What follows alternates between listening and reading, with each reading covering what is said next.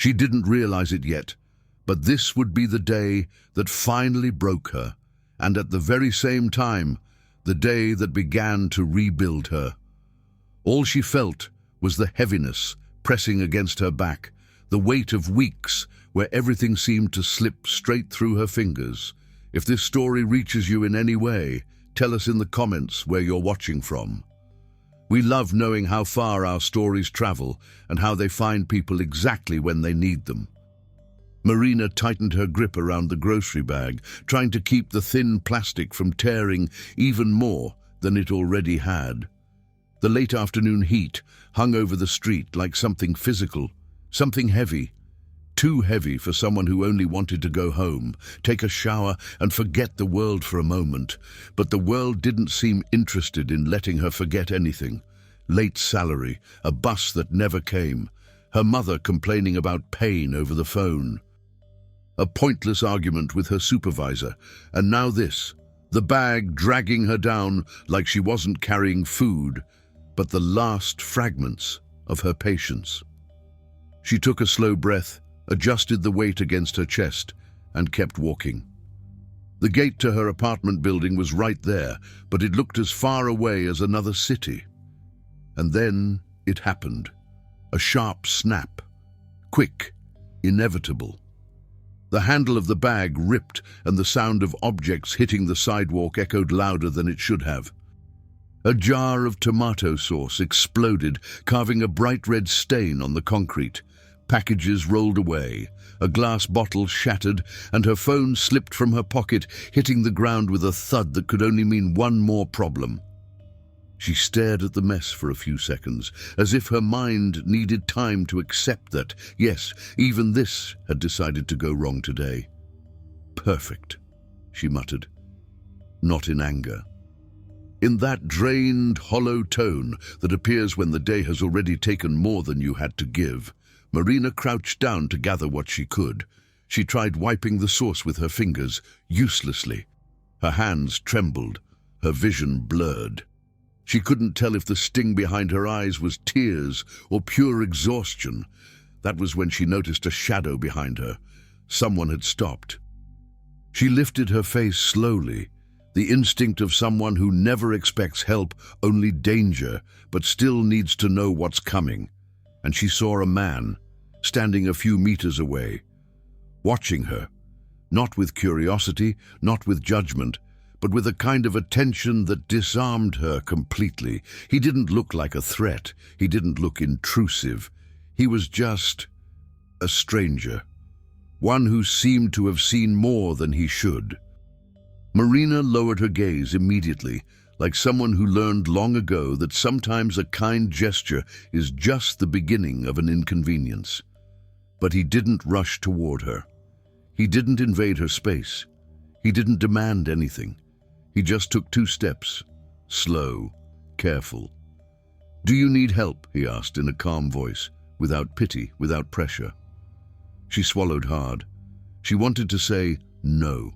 She wanted to pick everything up by herself. She wanted to pretend she could still handle one more thing. But she couldn't. She inhaled shakily. "I just need to get over there, but I can't carry all of this like this." He nodded, like he already expected that answer. "All right, I'll help you." No questions, no commentary, no unnecessary emotion. And in that small, quiet moment, completely unscripted and utterly out of place in her life, Marina understood something she had forgotten. Unexpected encounters don't show up only as miracles or threats. Sometimes they arrive like this. On a sidewalk, with a torn bag, and a stranger offering a hand at the exact second you no longer have the strength to refuse it. She didn't know yet, but that moment would become the first crack in the wall she'd built around herself to survive, and something inside her was already beginning to shift. Marina walked beside him without knowing where to place her own thoughts. With every step, she felt an odd mixture of relief and embarrassment. Relief because she finally had help. Embarrassment because she needed it at all. She wasn't a woman used to depending on strangers. She wasn't used to depending on anyone. While the man gathered what was left of the groceries and balanced everything in his arms, she tried to hide the tremor in her hands by wiping them against her pants, as if that tiny gesture could steady a body that had been begging for rest for weeks. The feeling of failure followed her like a shadow. When they finally reached the gate of her building, she whispered a quiet, barely audible thank you, opened the metal door carefully, and motioned toward a covered corner where they could set everything down without the wet ground ruining more of what she had left. The man simply nodded. He didn't ask her name, didn't ask where she lived, didn't ask anything. And somehow, that made her more uncomfortable than if he had asked too much. Because his silence wasn't indifference. It was a kind of respect she wasn't used to receiving. Marina took a breath and began sorting through the groceries, separating what could be saved from what was ruined. The spilled sauce had stained some of the packages, and she tried cleaning them as best she could, hoping they could still be used. The movements were automatic, the survival reflex of someone who had learned to stretch every coin as far as it would go. He watched from a distance, keeping his hands away from her things, as if he could sense that this was emotional territory that needed to be stepped on gently. "I'm sorry," she said without looking up. "You weren't supposed to see this." He took a few seconds before answering, choosing his words carefully. "There's nothing wrong with needing help," he said. Simple, direct, without motivational tone, without heroism, just truth. Marina felt her jaw tighten. If someone had told her that earlier today, she probably would have cried. But now, in front of a stranger, she offered a small, quick smile, the kind you give when you're trying to hold yourself together. "It's just been a hard day," she murmured, careful not to reveal the full weight behind the sentence, but her body betrayed her, and before she could stop herself, the rest slipped out. "A hard day after hard weeks." He didn't respond, but he didn't look away either. And this silence, unlike every other silence she'd faced lately, didn't press her. It simply made space for her to breathe. Marina realized she was tired. Not tired from carrying groceries, tired from carrying everything alone. She sat down on the small wooden bench near the entrance and rubbed her forehead with her fingertips. He stayed standing at a respectful distance, close enough not to seem indifferent, far enough not to intrude. "You don't have to tell me anything," he said quietly. "But it looks like you've been carrying way too much without sharing any of it." The sentence landed between them like something small, but deep. Not judgment, recognition, and maybe that was exactly what cracked something inside her. "I lost my job yesterday," she confessed, the words escaping in a tired exhale. "And I haven't told my mom yet. She depends on me. And I don't know how I'm supposed to deal with this." He listened without interrupting. No ready-made advice, no cliches. Just presence. And presence is rarer than any solution. Marina continued, her voice trembling but steady enough to keep going. "I thought I could keep everything together until I figured things out. But..." She paused, staring at the floor. "Today it feels like everything decided to collapse at once." He tilted his head slightly, the gesture of someone who was actually trying to understand, not just being polite. "Sometimes life chooses one day to put in front of us everything we've been avoiding," he said. "Not to destroy us, but to make us stop." Marina looked up, surprised by the precision of the words. They weren't poetic. They weren't motivational. They were real. And for the first time that day, she felt something other than exhaustion, a quiet sense of being seen beyond the mess around her. "I'm Marina," she said finally, like a small surrender. He hesitated for a moment, then answered, "Lucas." No handshake, no smile, no unnecessary contact, just two names placed in the air. And strangely, they fit there. In that tiny covered corner, with scattered groceries, spilled sauce, and a small pocket of peace emerging from chaos. Marina took a slow breath, feeling something inside her, a small forgotten place, begin to open again. She just didn't know what for. Not yet.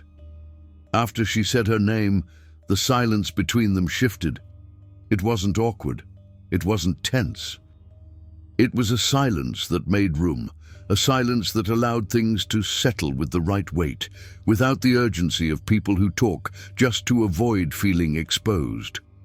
Lucas stayed where he was, beside the narrow concrete ledge near the entrance hall, hands resting loosely at his sides, the posture of someone ready to leave if she wanted space, but also ready to stay if she needed a few more minutes of presence.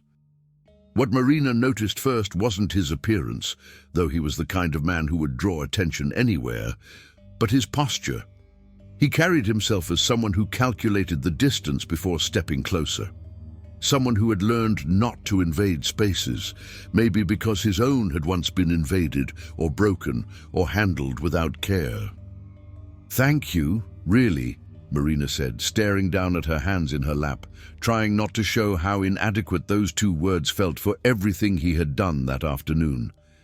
Lucas simply nodded, but his eyes, there was something in them, something she couldn't decipher, but recognized faintly from some distant place inside herself. A quiet sobriety that wasn't coldness, just the mark of someone who'd carried his own shadows. "Do you live around here?" Marina asked. Not out of nosiness, but because there was something almost surreal about the way he had appeared at the exact moment she'd needed someone. Lucas took a slow breath, as if filtering what could be said. "No, I was just passing by," he replied, voice steady. "I went to see someone down that street, and on my way back, I saw you trying to hold the bag. It looked like the day had already taken everything from you." Marina let out a small laugh, not amused, not bitter. Just a tired sound of someone who recognizes herself completely in someone else's words. "Yeah," she exhaled. "That's accurate." "I know how it feels," Lucas said, looking away for a moment. "When a day shouldn't be that hard, but is. You keep pushing, thinking you'll make it home before you fall apart. And then something simple happens. A bag tears, a glass breaks, a bus drives past you, and that tiny thing becomes the last straw." He didn't sound rehearsed. He didn't sound wise on purpose. He spoke like someone who had lived the exact scenario he described. Marina found herself studying him longer than she intended. There was something in his eyes that didn't match the sentence, "I was just passing by." Something that said he wasn't just a man crossing the street by chance. Something that made her think that maybe Lucas wasn't there by coincidence. Or maybe he was. But coincidences sometimes choose their timing with unnerving precision. "You sound like you understand that pretty well," she said, not with irony, but with a gentle kind of curiosity. Lucas inhaled quietly, the controlled breath of someone who hesitates to open doors he has kept closed for a long time. "I think everyone understands it," he finally said. "Some people just get better at hiding it." The sentence lingered between them for a few seconds.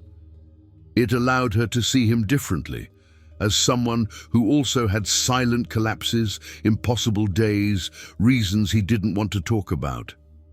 Marina adjusted one of the packages on the bench and asked softly, "And what were you doing on the other street?" Lucas glanced toward where he'd come from, as if the answer was still stuck somewhere between past and present. "I was visiting my brother," he said, offering no more than that. "He's going through some things." Marina sensed he didn't want to expand, not tonight, and she didn't push. Respect between strangers is built on those small intuitions. "I'm sorry," she murmured. He nodded, didn't say thank you, didn't soften it, just accepted the words, the way someone does when they recognize sincerity over politeness. Something shifted between them again. Small, subtle, but real. A connection not born of curiosity, but of the quiet recognition between two adults, too tired to pretend everything was fine. She tied the torn grocery bag with an improvised knot and said, "I probably made you late, didn't I?" "No," Lucas replied immediately. "If I were in a hurry, I would have left you there. That's not what this is."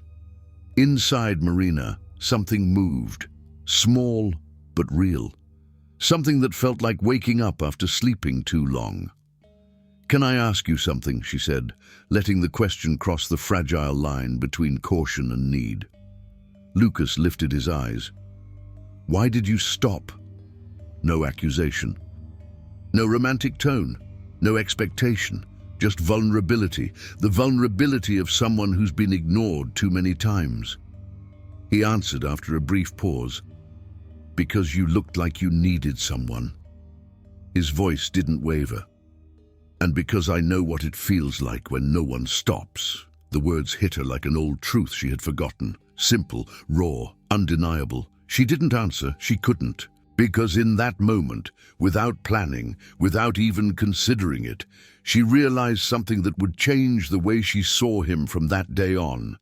Lucas wasn't just the stranger who appeared at the end of the street.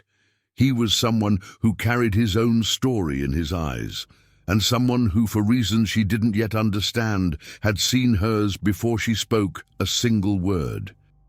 For a while, Marina stayed there on the cement bench, watching Lucas the way someone studies a strange piece that somehow slipped into their life. A piece that didn't quite fit anywhere, yet didn't feel out of place either. That was what unsettled her the most, how natural his presence felt, close enough to matter, distant enough not to intrude. She had always seen herself as practical, sudden help, unexpected kindness, gestures that felt too big. All of it made her wary. Not out of paranoia, out of experience. And yet in that moment, as she looked at Lucas standing there with quiet posture and an attentive gaze, she realized there was nothing urgent in him, nothing suggestive, none of that performative friendliness people use to disguise the lack of real empathy. There was only presence. And for someone as exhausted as she was, presence carried a weight nothing else could. "Do you work around here?" she asked, searching for something that would explain how he appeared on that street at that exact moment. Lucas took a few seconds before answering, as if deciding how much of his own story she should be allowed to see. "Sort of," he said finally. "I do maintenance for some buildings. Most of my calls are closer to downtown. Today I came because of my brother, but tomorrow I'll probably be somewhere else entirely." "Oh." Marina didn't know what to do with that information. He wasn't someone with a glamorous life. He wasn't someone offering answers or guidance. He wasn't someone above her or below her. He was ordinary. And somehow, that made him more trustworthy. She picked up what was left of the groceries, trying to arrange them inside the knotted plastic bag. The torn tomato package still leaked faint streaks of red across the floor. Lucas watched silently, and maybe because he sensed she was trying to hide her humiliation, he stepped forward one slow step, just one, before speaking. "I can fix that." Marina frowned. "Fix what?" He nodded toward the phone lying on the ground, screen dark. "Your phone," he said. "I can take a look at it. I fix that kind of thing all the time in the buildings." Marina blinked at him, too surprised to respond right away. "Fix it? But it won't even turn on." "It doesn't need to turn on for me to check what happened," Lucas replied. "If it's a loose component, I can reseat it. If it's the screen, I can replace it for cheaper. If it's the battery, I can recover it." Marina felt hesitation rise inside her like a reflex. Trusting someone after so many falls always felt like stepping into a dangerous place. I can't pay for that," she said, almost defensive, as if her dignity needed protection. Lucas shook his head. "I didn't ask for money." She looked at him, really looked, unsure of what to say. He continued gently, "I'm just saying I can fix it, if you want. If you don't, that's fine too." And it was that simplicity, no pressure, no insistence, no emotional performance, that made her soften. She let out a breath, picked up the phone, and placed it in his hand. Lucas held it the way someone holds something important, not an object, but a responsibility. He turned it over, pressed a button, checked the edges, examined the dark screen. "This isn't bad," he finally said. "It's not?" "No, probably just knocked something loose. I can fix it." "When?" "Now." Marina's eyes widened. "Now. Here." Lucas lifted one shoulder casually, as if the answer were obvious. "If you have a table and a place for me to sit, that's enough. I don't need much."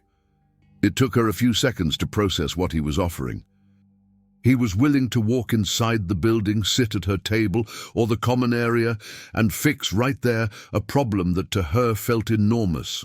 A problem that meant contacting her mother, potential job interviews, scanning job posts, being reachable by the world, a problem she had no money to solve, and he was offering the solution as casually as someone offering a glass of water. "I don't want to interrupt your plans," Marina murmured, still hesitating, still trapped in the habits of someone who learned not to ask for anything. Lucas gave a small, steady smile, not condescending, not charming, just calm. "You're not interrupting anything." Marina looked away for a moment, and when she met his eyes again, she felt it. The unmistakable sense that this might be the first genuinely good decision she'd made in a long time. "All right," she said. "There's a table downstairs. We can sit there." Lucas nodded, took the phone as if handling something fragile, and walked beside her into the building. And as they moved together through the lobby, Marina felt something she hadn't felt all day, a thin thread of stability beneath her feet, slow, fragile, real.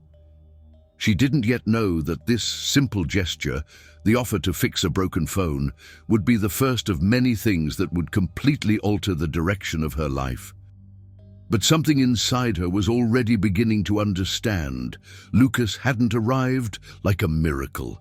He hadn't arrived like trouble. He hadn't arrived like a savior. He arrived like something more powerful than that, human, present, and quietly transformative. The table in the ground floor common area was simple. Light wood, edges worn from years of use, ring marks and scratches scattered like a quiet map of the building's routines.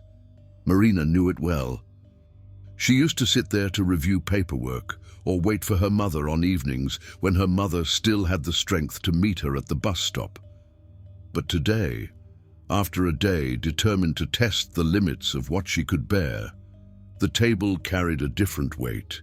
It became the place where a stranger was about to fix something she couldn't fix herself.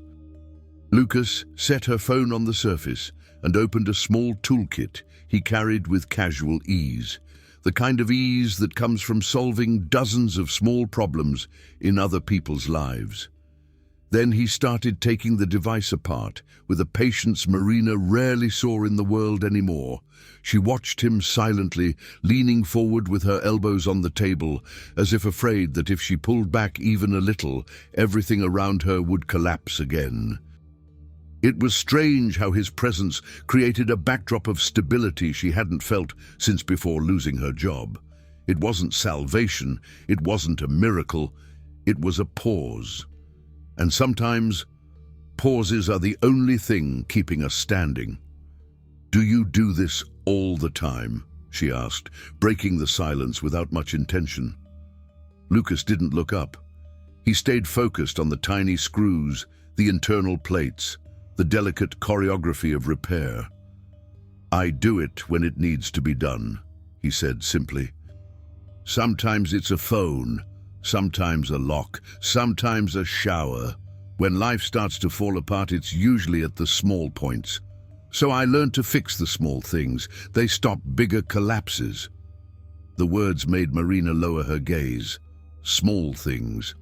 She had been ignoring so many of them, trying to hold everything together with her bare hands as if it were an eternal obligation, as if asking for help were a character flaw. A soft click sounded from the phone as Lucas fit a piece back into place. He pressed the button.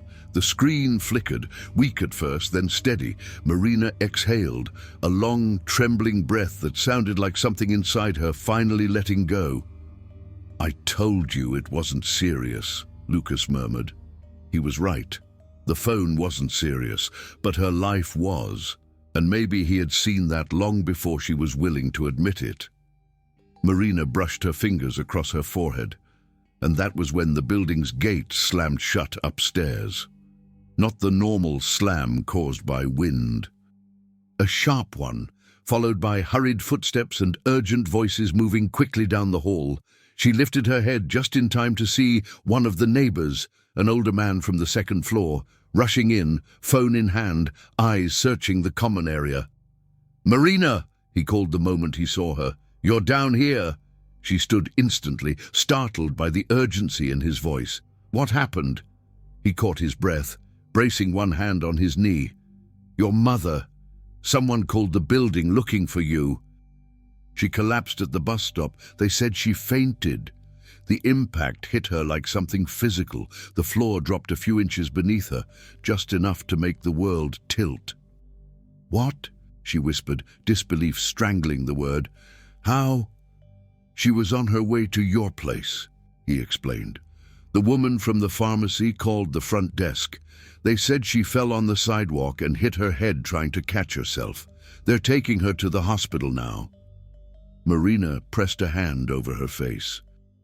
The air left her lungs in sharp, broken bursts. Fear came fast, untamed, without warning. It came like a blow, the kind you never see coming because you're too busy trying to survive the small things.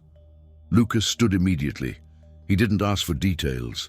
He didn't repeat what had been said. He didn't offer empty comfort. He simply set his tool down, slowly, deliberately, and rested a hand on the back of the chair, as if preparing himself to move. Marina, meanwhile, was somewhere else entirely. Her mind flooded with fragmented images. Her mother complaining of dizziness that morning, saying she'd slept poorly, insisting Marina shouldn't worry, and Marina always trying not to burden anyone, promising she'd call later, promising everything would be fine. Guilt hit like a wave, hot and crushing. "I need to go," she said, though her voice fractured, thin and failing. "We're going," Lucas replied. She looked at him, not understanding at first. "No, Lucas. I'll manage." "I can call a car or—" "Marina," he interrupted, not harshly, but with a firmness that didn't leave space for argument. "You're in no condition to figure out logistics. We're going.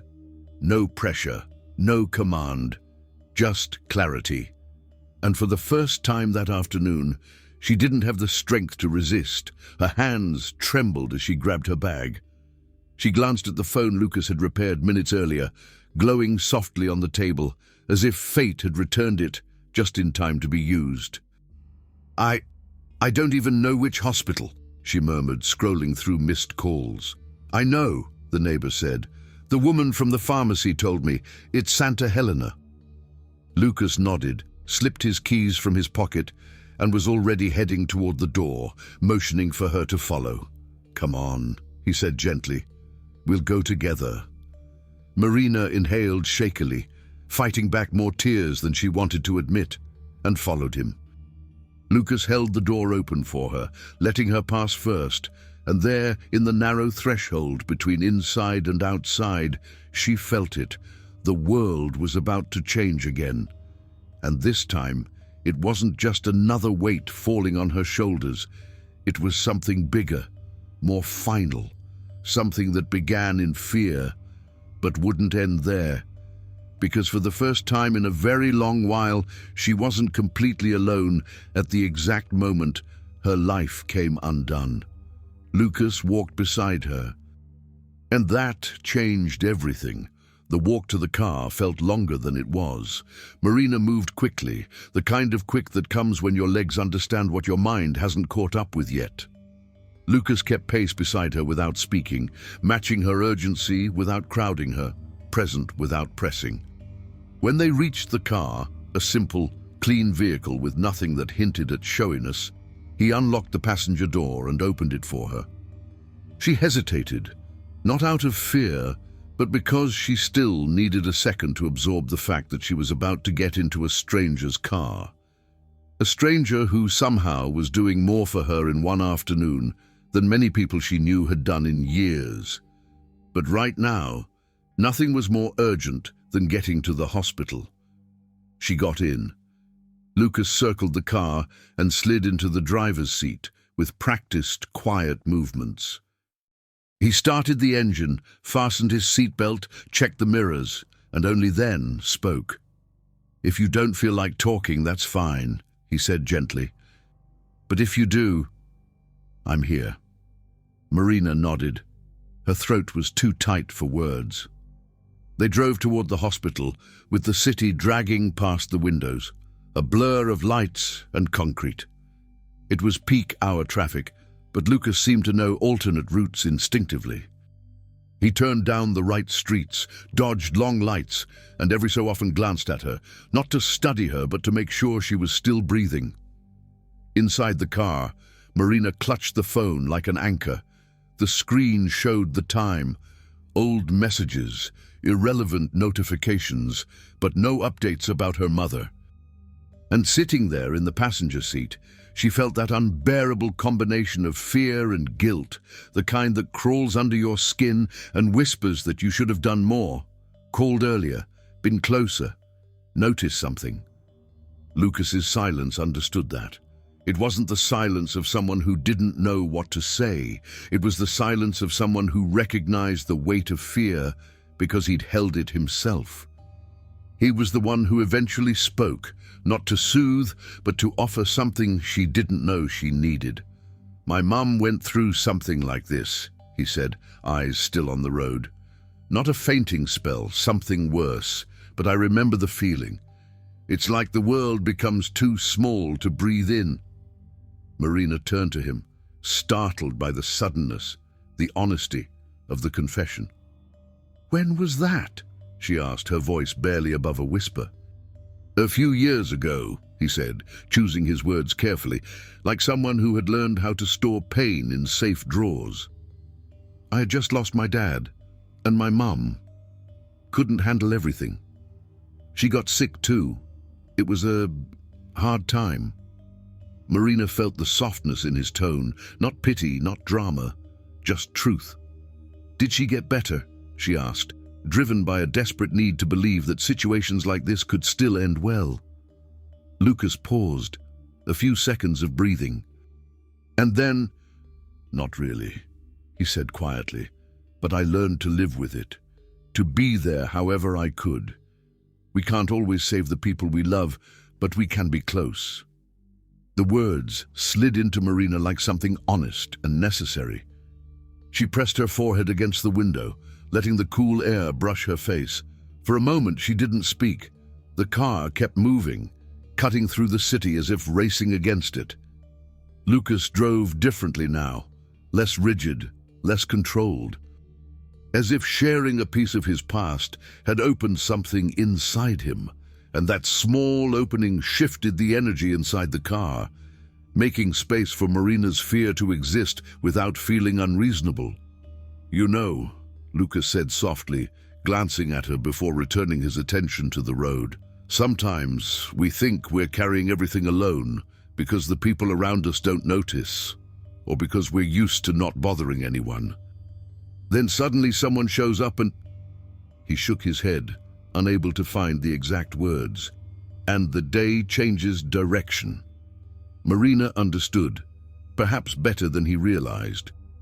"You showed up at the right moment," she said. Not romantically, not dramatically, just truth.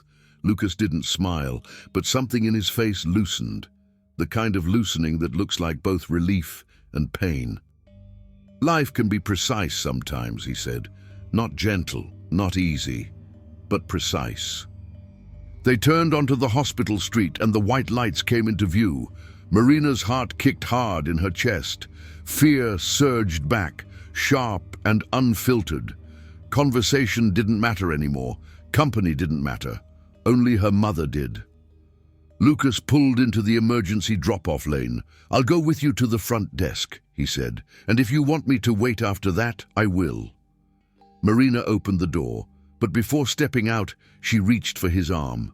Not strongly, just enough to hold on before she fell apart. "Thank you," she whispered. And this time, the word carried everything she couldn't form into full sentences. Fear, gratitude, exhaustion, confusion, and that undefinable feeling that appears only when someone unexpected holds up a part of your world at the exact second it starts to collapse. Lucas nodded. Nothing more. And together they walked into the hospital, not as strangers who cross paths by chance, but as two people who, for reasons neither of them understood yet, were meant to be standing exactly here, exactly now, exactly for each other. And something in the air, faint, quiet, almost invisible, whispered that this was only the beginning. The automatic doors slid open with a burst of cold air, the kind of sterile chill that didn't match the heat twisting inside Marina's chest. Hospitals always smelled the same: antiseptic, floor wax, and human exhaustion. People filled the waiting area, some crying quietly, some clutching folders of exams, others staring at their phones as if information alone could save someone. Marina froze at the entrance. Lucas stepped beside her, not touching, not crowding, just close enough to keep her from collapsing into the weight of her own fear. "Come on," he murmured, steady and low, guiding her toward the reception. The nurse behind the desk looked drained, the kind of fatigue that came from witnessing too much pain in a single shift. But when Marina said her mother's name, the woman's expression softened with recognition. "She arrived a few minutes ago," the nurse said. "She's being evaluated." Such a simple sentence, but it hit Marina with the force of a blow. Evaluation. A word wide enough to hold both hope and disaster. "Can I see her?" Marina asked, though her voice barely held together. "Not yet. As soon as she's stable or moved to observation, we'll call you." Marina nodded, though nothing in her body felt steady. Lucas moved quietly with her, keeping near without overstepping, just the right distance, the right presence. She sat in one of the plastic blue chairs. The hospital hummed, distant footsteps, monitors beeping, someone whispering a prayer. Lucas took the chair beside her. He didn't speak. He didn't offer clichés. He simply waited with her. Minutes passed, 10, maybe 20. Time inside hospitals bends in strange ways. Marina gripped the strap of her bag so tightly her knuckles whitened. Then her phone buzzed. A number she didn't recognize. "Hello?" "It's the pharmacy," a woman said. "Are you the daughter of Lucia Alves?" Marina straightened. "Yes. What happened?" "They told me she fainted." The woman explained everything calmly. Her mother had felt dizzy after leaving the pharmacy, tried to steady herself, and collapsed. A customer attempted to catch her, but she still hit her head on the doorframe. The paramedics took her immediately. "Was she conscious?" Marina asked, voice trembling. "A bit confused, but awake. I hope everything turns out well." Marina thanked her, hung up, and stared at the phone as if it could undo the past few minutes. "She hit her head," she whispered. "She fainted. She—" Lucas leaned forward, forearms resting on his knees, his voice quiet but firm. "You came fast. She's being cared for now. That matters." Marina covered her face, trying to breathe past the rising panic. Without saying a word, Lucas reached into his backpack and placed a small water bottle beside her. He didn't push it toward her, he simply left it there. A gesture so small it almost broke her. And then, "Family of Lucia Alves," a doctor called from the hallway. Marina jumped to her feet so fast she had to steady herself on the chair. Lucas rose with her, slowly, giving her space. The doctor led her to a quieter corner. Marina followed with legs that didn't feel like her own. "She's stable," the doctor began. "She's conscious. The fainting might have been low blood pressure or the start of an infection. We're monitoring her. The cut on her head isn't deep, but it's in a sensitive area. She'll stay under observation." Relief didn't flood her. It layered itself slowly over her fear. "May I see her?" Marina asked, stronger now. "Just a few minutes. Come with me." The doctor moved toward the hallway, and Marina started after her until she realized Lucas wasn't following. He remained where she left him, hands clasped, eyes fixed on the door she was about to enter, as if standing guard. She turned back. A silent question, a silent plea. "Will you still be here?" He nodded once. No words needed. She followed the doctor. Inside the curtain-lined evaluation room, Marina found her mother lying on a narrow bed, gauze on her temple, eyes half open, but warm. "My," Marina whispered. Her mother smiled faintly. "I scared you, didn't I?" "Just a little," Marina said, brushing her hand softly over hers. They spoke for a few minutes, quiet, careful, until Marina saw her mother growing tired. The doctor asked Marina to step out again. They needed to observe her. When she returned to the waiting area, Lucas was exactly where she'd left him, leaning forward, elbows on his knees, head lifted the second she approached. Marina slowed her steps, absorbing the sight of him there, waiting. "For me." "She's stable," Marina said softly. "Thank you for staying." Lucas stood, his eyes releasing a quiet relief. "I wasn't going anywhere knowing you were alone." And in that moment, something shifted, not loudly, not dramatically, but undeniably. Because when her mother was safe and Marina had stepped back into the real world again, she noticed something. Lucas's phone, still buzzing inside his backpack. Once, twice. Then again, he hadn't checked it. Hadn't excused himself, hadn't even glanced at the screen. He'd chosen to stay, chosen her. Not out of romance, not out of obligation, not out of pity, out of something else. Something deeper, quieter, and far more rare. He had given up a part of his own life to be there beside her, and that kind of choice, even done in silence, changes everything a story becomes. When Marina sat beside Lucas again in the waiting room, she sensed the air had shifted. It wasn't just the partial relief of knowing her mother was under observation. It was something else, something subtle, something changing in the way she looked at him, how she started noticing details that had been hidden behind panic. Lucas leaned forward slightly, elbows on his knees, hands clasped together. He didn't look relaxed. He didn't look nervous. He held himself in that strange middle ground, controlled stillness, the kind you learn only after life gives you reasons to stay alert without showing it. Marina noticed something else too. He checked his phone only when he thought she wasn't watching. A quick glance, a slight frown. Then the device disappeared back into his pocket as if the rest of the world could wait. It made her realize he was juggling two different urgencies, his and hers. "You really didn't have to stay," she said, not out of politeness, but honesty. Lucas straightened, exhaling slowly. "I know," he replied, "but sometimes leaving someone in the middle of a day that's already been too heavy feels like cruelty, and I couldn't do that to you." The words landed with surprising force. There was something about him, something that didn't fit the category of a random stranger.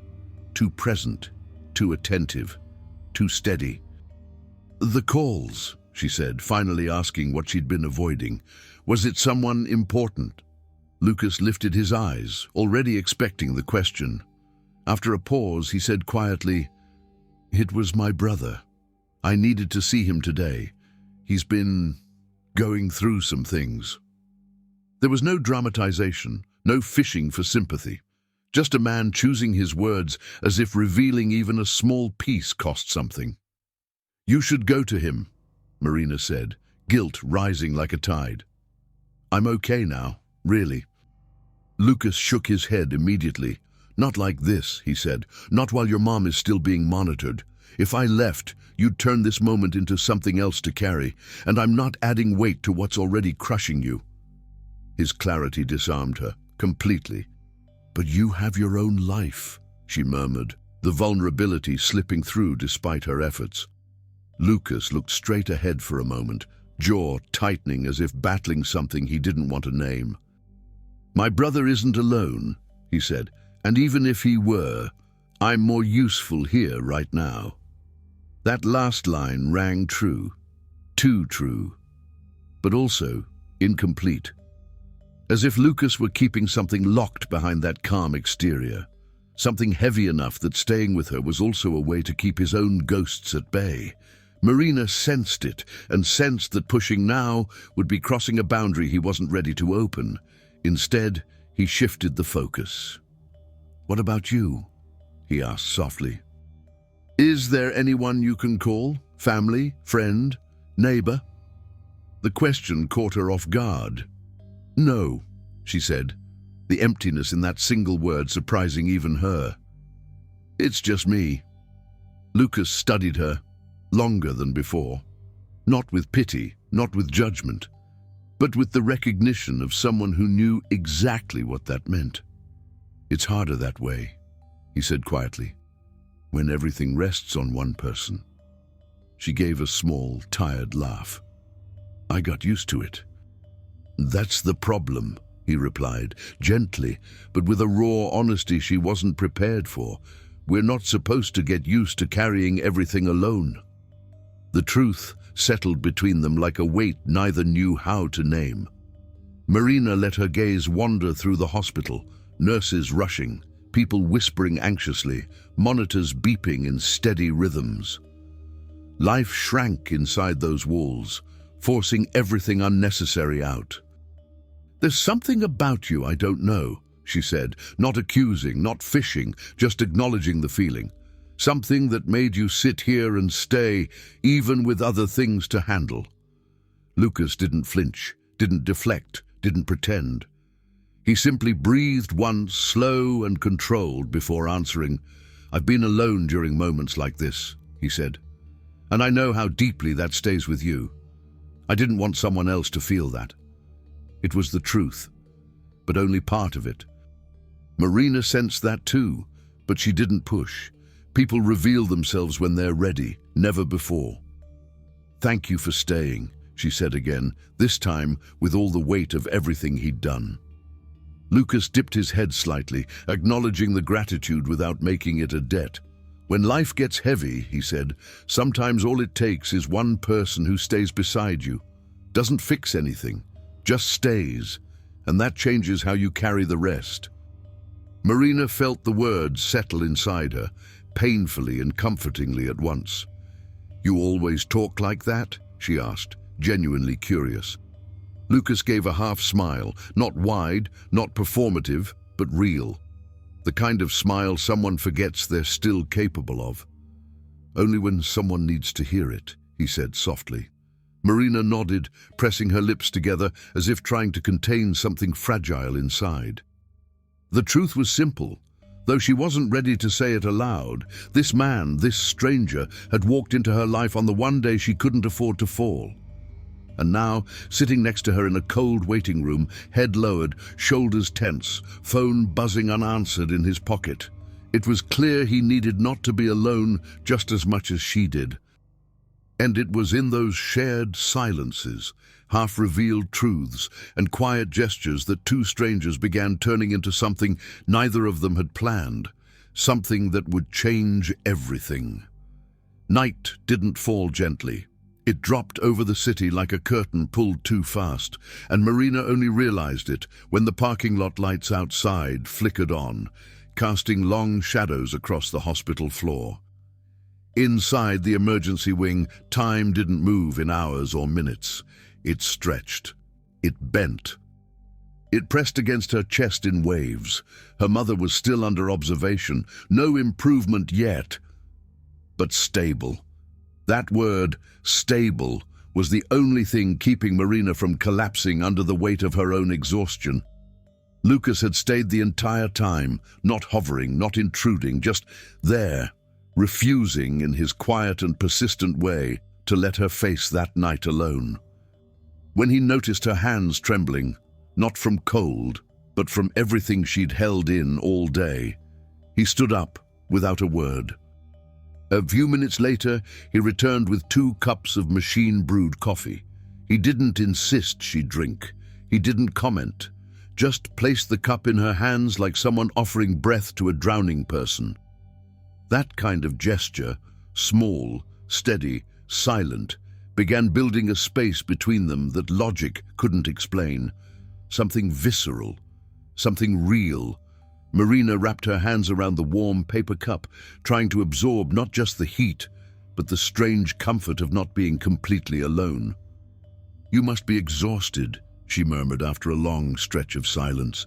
Lucas leaned back, rubbing the back of his neck. Even the movement revealed a fatigue he'd been hiding for hours. "A little," he admitted, "but nothing I can't handle." She studied him, really studied him for the first time. There was heaviness there, not the kind caused by a long day, but the kind born from life's deeper wounds.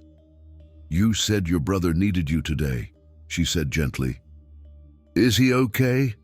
Lucas rested an elbow on his knee, hand brushing his jaw as he thought.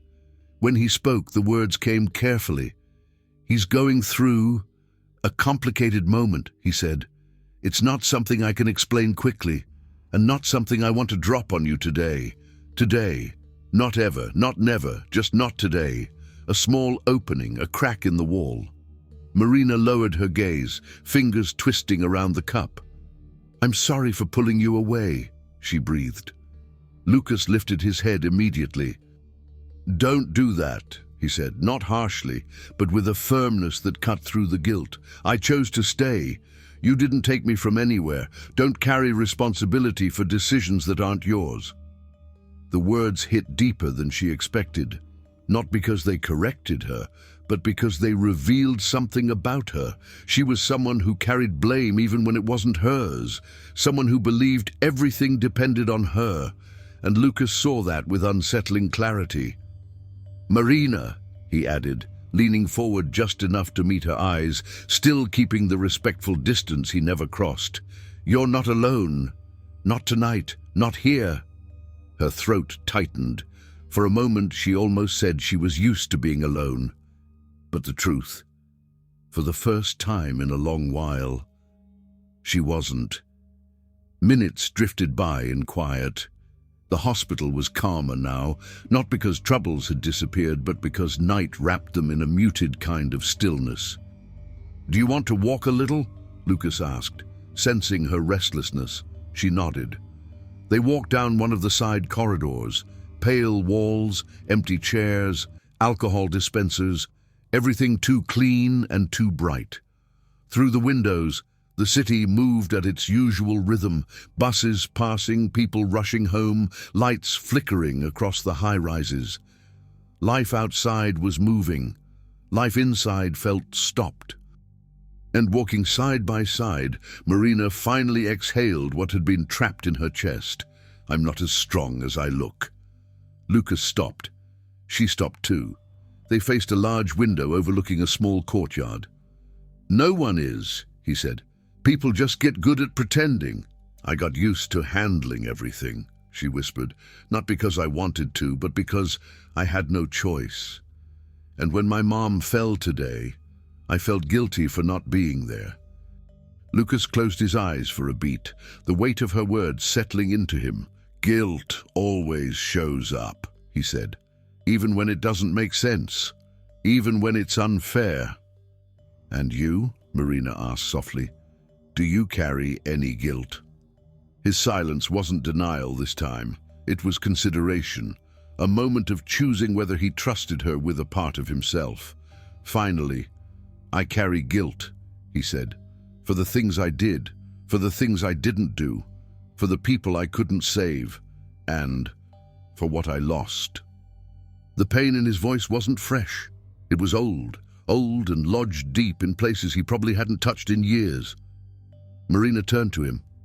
"Who did you lose?" she asked, pure empathy in her voice. Lucas exhaled slowly. "My father," he said. "And my brother, in a way.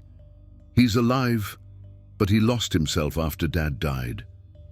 I try to help, but sometimes it's not enough." Marina stepped a little closer, still not touching him, but close enough that he felt the warmth of her presence. "It must be hard," she said, "watching someone you love drift away." "It is," Lucas answered. "More than I admit." His honesty felt like a mirror, reflecting not her life, but the same ache from a different angle. "I don't know why you showed up today," Marina said, "but I'm grateful, truly." Lucas held her gaze for a long, steady moment. "Maybe because you needed someone," he said quietly. "But maybe because I needed to be here too." Something shifted between them. Not romance, not attraction, not anything fragile or premature. Something human, something grounding, something rare. A connection that only happens when two lives collide on the one day when both are falling apart. They walked back down the hallway, slower this time. When they returned to the chairs, Marina felt calmer, more anchored, and, strangely, less alone. And Lucas, despite the visible exhaustion, seemed steadier too, as if staying with her tonight had kept him from spiraling towards something darker. They sat, together, and under the harsh hospital lights, something quiet and undeniable began to take shape between them, something neither of them could name, but both of them felt, as if the night, despite all its weight, had chosen to bring two paths together that were never meant to cross, but did, exactly when it mattered.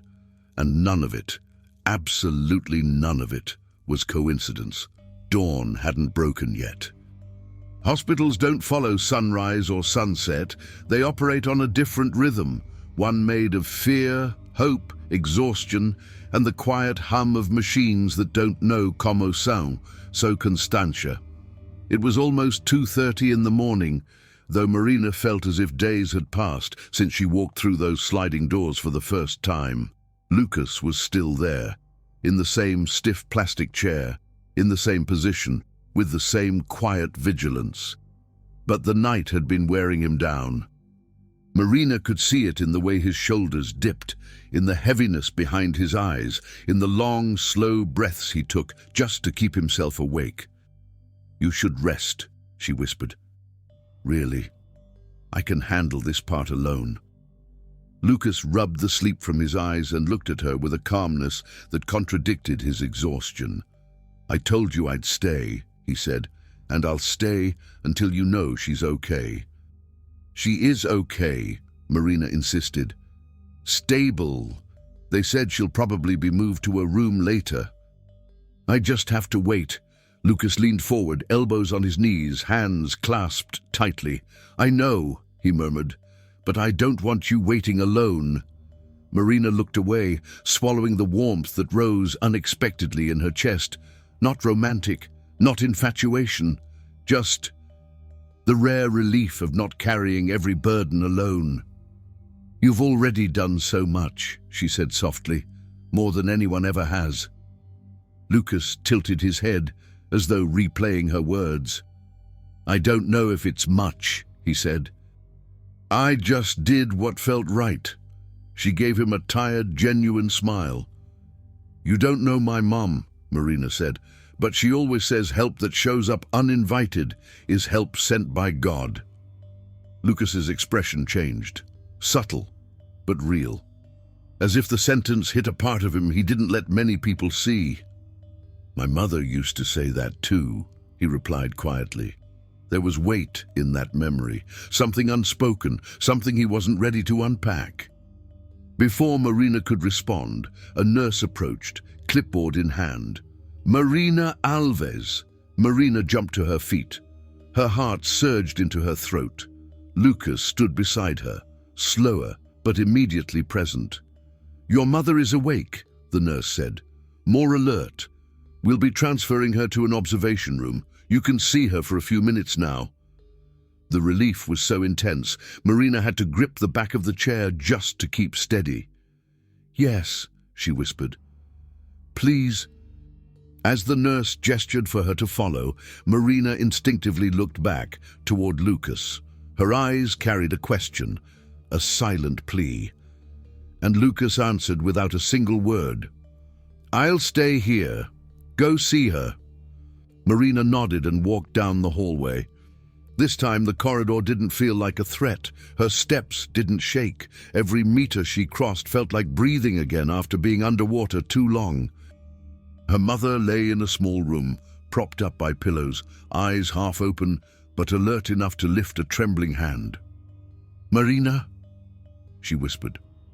Marina grasped her mother's fingers carefully, a knot untying inside her chest.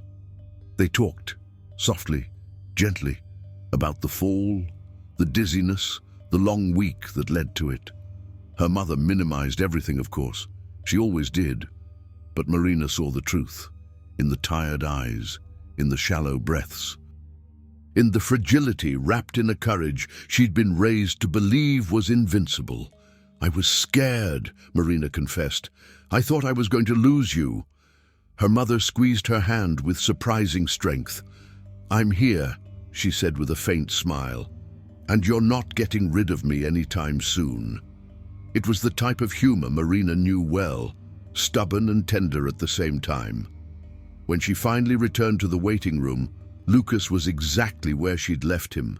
Same chair, same posture, same alert eyes fixed on the corridor like he was guarding her place in the world. Marina sat beside him, slower now, calmer. "She's okay," she said. "Tired, but okay. They're taking her to a room soon. I still don't know if I can stay overnight." Lucas let out a long breath, part relief, part fatigue. "That's good," he said, sincerity softening his voice. "You needed that."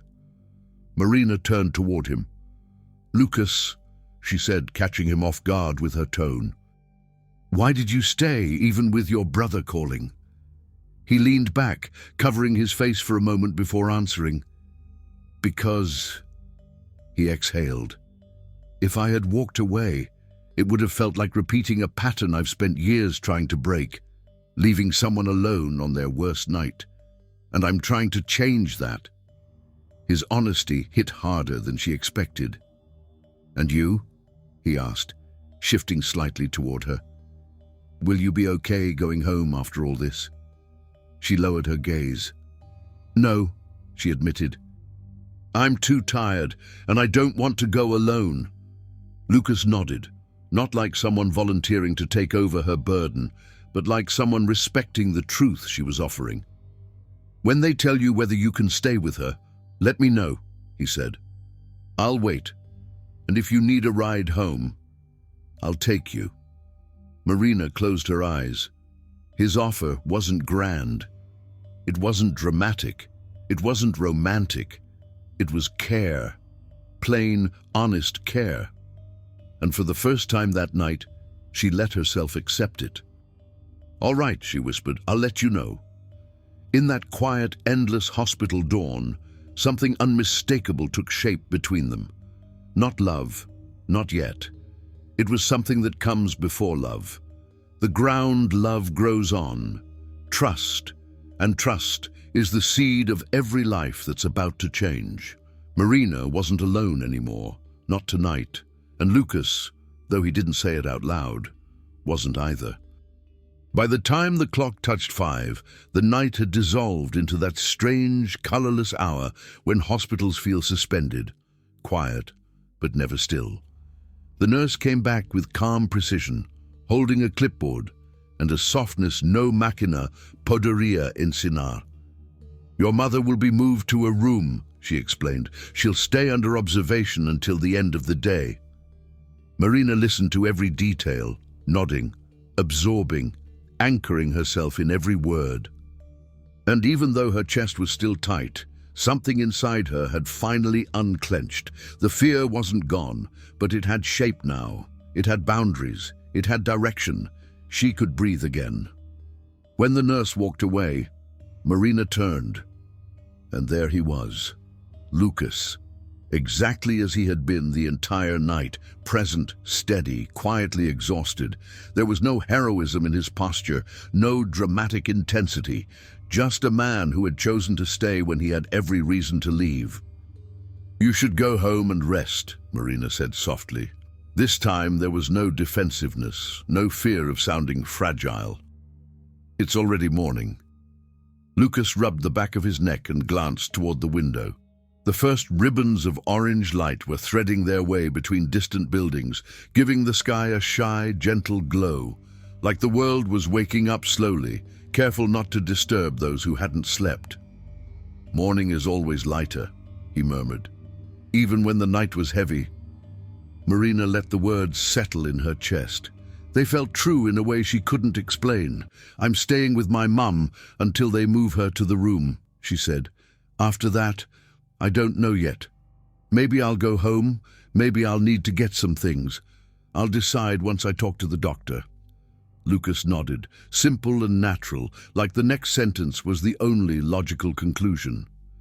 "I'll drive you," he said. "Whenever you need, anytime." Marina stared at him for a moment that lasted longer than it should have, long enough for a realization to form quietly inside her. This wasn't just gratitude, this was acknowledgement, the kind that arrives when someone shows up not to fix your life, but to make sure you don't drown alone. "Lucas," she began, unsure how to finish. He understood before she did. "You don't have to say anything," he whispered. "Sometimes, being here is enough." It was the kind of silence that followed, the good kind, a silence that fit the moment, a silence that held space instead of taking it. The hospital began to stir around them, new footsteps, clipped voices, the day shift arriving with hurried energy. The world was waking back up. Lucas stood. "I'm going outside for a minute," he said, nodding toward the sliding doors. "If you need me, I'll be right there." Marina nodded. He took a few steps, but before the door opened, he paused and turned back, not to check on her, not to confirm anything, but to acknowledge something unspoken between them. She held his gaze, and in that brief exchange, without promises, without illusions, something became undeniably clear. There was a before this day and an after this day. There was a before Lucas and an after Lucas. Not because of romance, not because of fantasy, but because sometimes a single act of kindness, offered without expectation, shifts the direction of a life that was drowning quietly. And Marina felt that shift now, subtly, painfully, beautifully. The sun was rising, and with it, something inside her opened, something without a name, but with undeniable space. Space she hadn't felt in years. The room where Marina's mother had been placed was dim, washed by a soft line of morning light slipping through the high window. Dust particles floated lazily in the air, moving with the quiet rhythm of her mother's breathing. That simple rise and fall of her chest, steady, peaceful, was enough to dissolve the panic Marina had carried for nearly an entire day. She stood there for a while, adjusting the blanket, checking the IV line, making sure everything was exactly as it should be. And only when her body finally accepted that her mother was safe, did she step out into the hallway. Lucas was there, standing against the wall, arms crossed, gaze lowered, a posture that said everything and nothing at the same time. He had no obligation to be there, no promise had been made, but he hadn't been able to leave. When she approached, he lifted his face.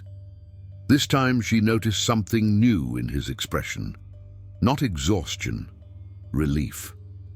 "She's asleep," Marina said softly. "That's good," Lucas replied, and the warmth in his voice made it sound almost intimate, like he had spent the entire night waiting for exactly those words. They walked toward the hospital exit together, their steps slow, their silence comfortable.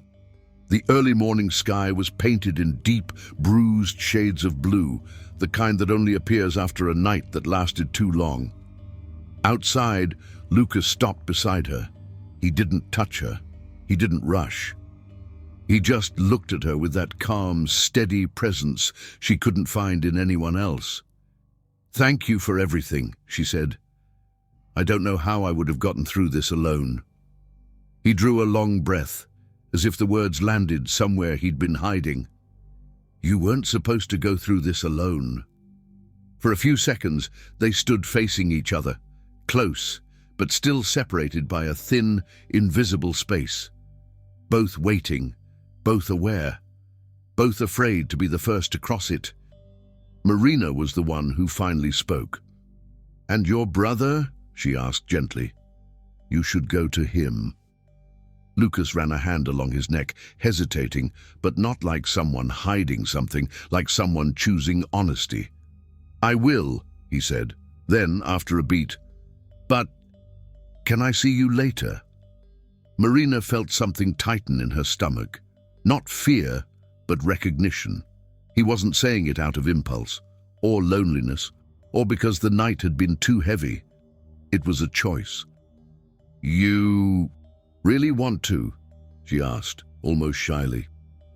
Lucas didn't look away. "I do. Not because of what happened tonight, not out of pity, but because I feel like you're someone I want to keep getting to know. No rush, no expectations, just know." Marina lowered her head for a moment, letting the sincerity settle into her chest. "I want that too," she said, surprised by how steady her voice sounded. Lucas stepped a little closer, not enough to intrude, but enough to show that something had shifted. "Then let me drive you home," he said softly. "You need to sleep, and I need to know you got there safely." Marina smiled, a tired, real, relieved smile. "Okay," she whispered, "take me home." So that was how it started.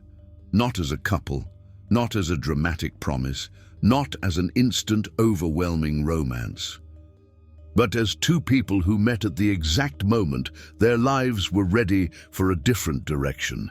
He drove her home, walked her to the door, didn't insist on coming in, didn't ask for anything, didn't rush whatever this was becoming.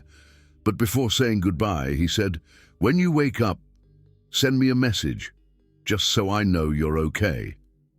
Marina nodded. "I will." He waited until she stepped inside, waited until she locked the door, waited until the living room light came on. Only then did he leave. 2 days later, Marina's phone buzzed with a message, simple, honest. "My brother is doing better today. How's your mom? And how are you?"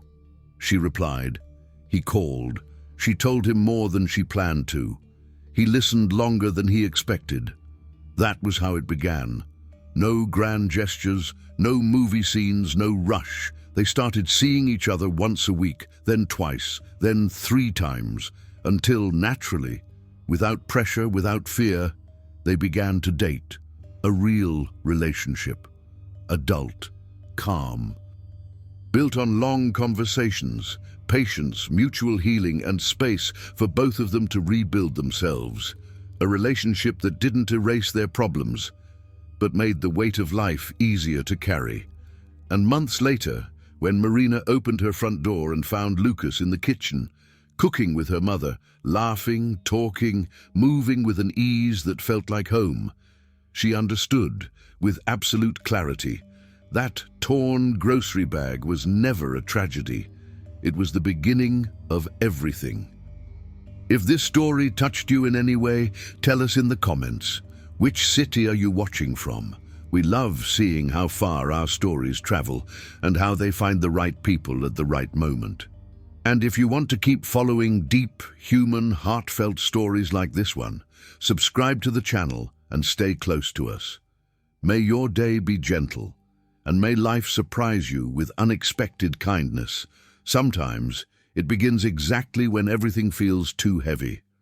See you in the next story.